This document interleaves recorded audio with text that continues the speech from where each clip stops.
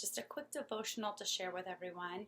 And although it feels weird watching myself and recording myself, I agreed to go ahead and do this. So a few weeks ago, I was reading my personal devotion, and this thought has not left my heart and my mind since then. And so I thought that it would be the perfect time to just be able to share that with you. But before we get started, I just want to say that I pray that everyone is doing well and staying healthy, and that everyone's not ready to kill each other. But I just want to share this little thought with you that I had the other day too, that we're taking this time to consider in our lives, the things that truly are important. And in the midst of all of this, that we're taking the time to consider which parts of our life, which parts of our normal life are actually worth rushing back to. We're enjoying this time as a family, just spending as much of it together as we can, even though we have our moments. So I don't want to take up too much of your time, so I'm going to get right into the devotion. And today I just want to talk to you from my heart and talk to you about redemption.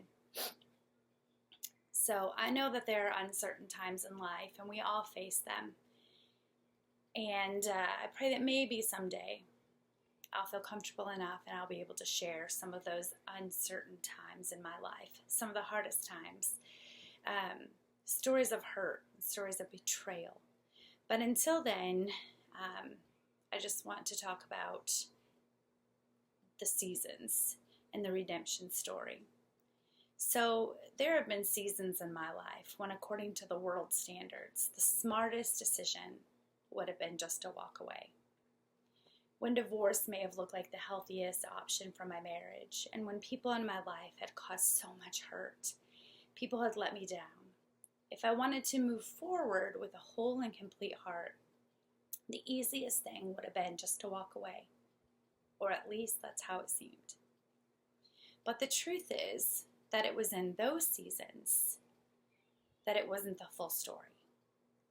Because when it appeared from all angles, like the story was of loss and heartache, see, God, He was writing my redemption story.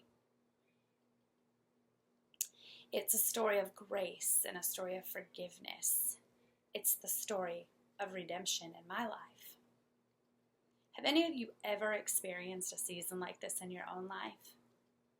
Have you been in a season where everything looked like it was over? Where life seemed as though it would never go back to what it was before?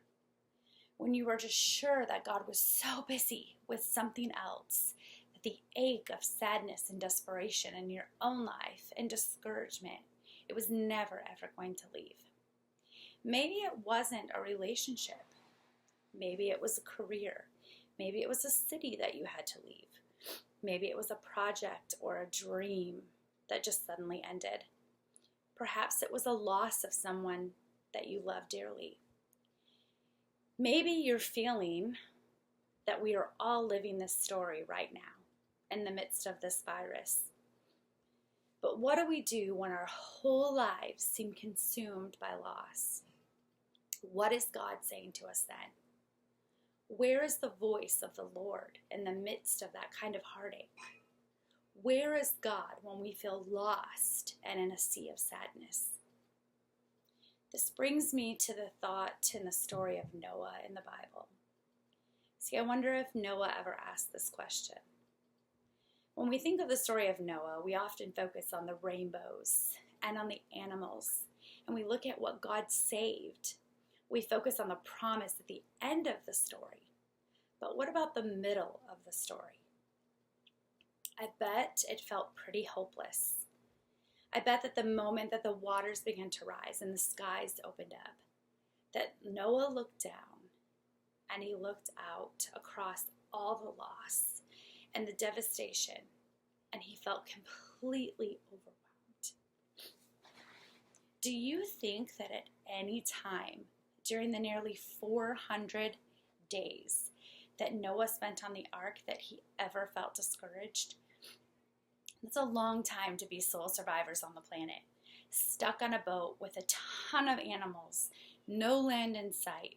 And poor Mrs. Noah to be stuck with her husband for 400 days. Anyways, I digress. Yeah, to be stuck on a boat with your husband and all these animals and your children, knowing that you're the sole survivors on the planet. I wonder if Noah ever questioned God. I wonder if he was ever afraid. I wonder if the whole thing felt more like an abandonment in his eyes than a rescue story. But see, the heart of the story isn't that God destroyed all life on earth. The beauty of the flood is that while God could have just started completely over, he chose to preserve life through Noah. He continued the redemption story of sinful man through Noah's obedience and a boat until he could send himself to a cross to save us once and for all. Noah might not have been able to see the big picture from the very middle of it, but the flood wasn't a story of destruction. The flood was actually a story of God's preservation. And you know, in the midst of the craziness that we call our lives, sometimes we feel as if it's all just complete chaos. We feel just completely hopeless and overwhelmed, and the waters are never going to recede. We're just floating in the middle of an endless sea of confusion. But that's when things seem like they're at their worst, that the Lord whispers to us, it's a redemption story. It's a story of my mercy. It's not over. It's a story where life will be saved through my goodness alone. Don't get stuck in the middle and believe that it's the end of your story. You will reach dry land. You will see that I keep my promises and that I have been with you from rain to rainbow. I'll end with this as my time is almost up. I want us to just remember that the same voice that told Noah to go into the ark was the same voice that called him out of the ark. His voice is still trustworthy, saints, in all seasons. I pray that the Lord will help us hear his voice. And even when all hope seems lost, you are our refuge when the waters rise. You are our shelter when the skies pour.